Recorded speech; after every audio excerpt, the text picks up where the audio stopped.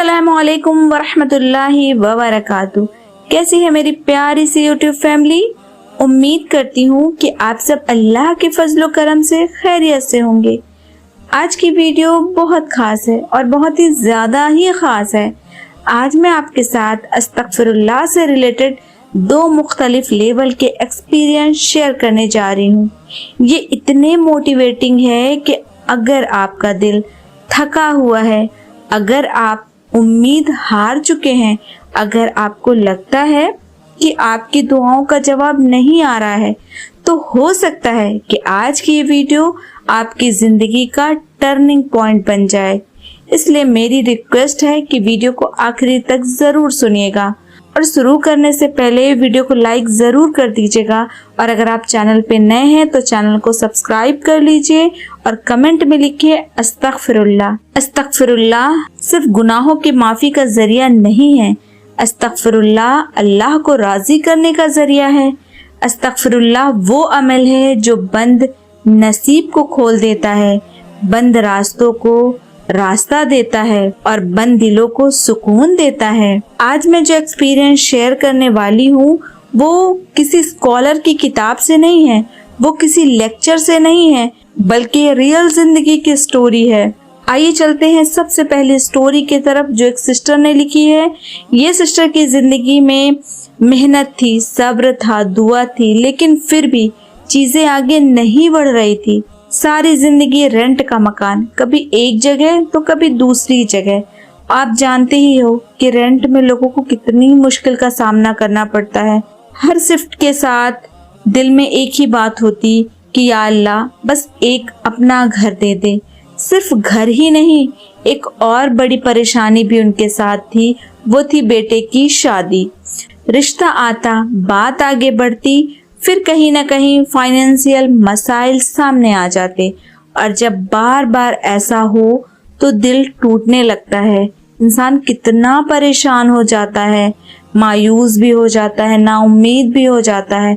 Risk में इतनी तंगी कि कभी कभी लगता जैसे सांस लेना भी मुश्किल हो गया हो।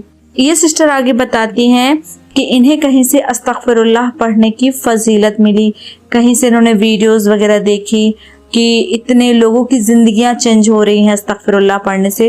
तो इन्होंने सोचा कि क्यों ना मैं भी अपनी जिंदगी में अस्तगफिरुल्लाह को शामिल करूं। उन्होंने फिर सोचा कि मैं लोगों से कुछ नहीं कहूंगी, लोगों से कोई शिकायत नहीं करूंगी, कोई गिला नहीं करूंगी, मैं सिर्फ अपने रब से मांगूंगी और अपने रब से ही अपने गुनाहों की तौबा करूंगी और कसरत से अस्तगफार पढ़ूंगी।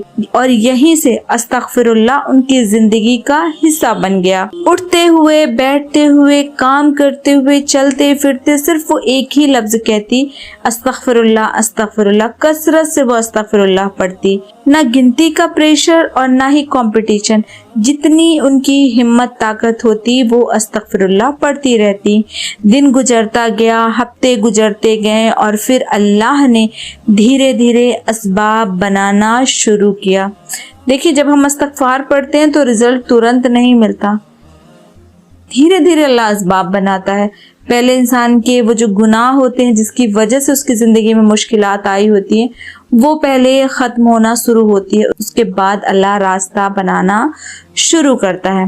तो पहले रिस्क में बरकत आई, फिर एक ऐसा मौका मिला जहां अपना घर मिल गया और जब घर के मसले हल हुए तो अल्लाह ने बेटे की शादी भी आसान कर दी। आज ये सिस्टर कहती हैं कि अल्लाह ने मुझे वो दिया जो मैं कभी इमेजिन भी नहीं कर सकती थी। यहाँ मैं आपसे एक सवाल पूछना चाहती हूँ, क्या आप भी किसी चीज़ के लिए रुके हुए हैं? तो कमेंट में ज़रूर लिखिएगा। देखिए, आप अकेले नहीं हो, ऐसे बहुत सारे लोग हैं जो परेशान हैं। आइए आगे चलते हैं एक दूसरी स्टोरी की तरफ। ये भी स्टोरी एक सिस्टर ने शेयर की है। ये सिस्टर खुद कहती हैं कि 1 साल हो गए मैं अस्तगफिरुल्लाह पढ़ रही हूँ। मेरी जिंदगी में भी बहुत सारे मसाइल थे, बहुत सारी मुश्किलात थी। 1 साल वो बताती हैं कि मैंने अस्तगफिरुल्लाह पढ़ा और मैं रोज़ पढ़ती थी, कभी 2000 मरतबा तो कभी 3000 मरतबा। कभी दिल करता था कि छोड़ दूं और कभी थकन होती, कभी मसरूफियत होती, लेकिन एक चीज़ उन्होंने कभी नहीं छोड़ी और वो थी कंसिस्टेंसी। तो कंसिस्टेंसी जो होती है ना वो अल्लाह को बहुत पसंद है।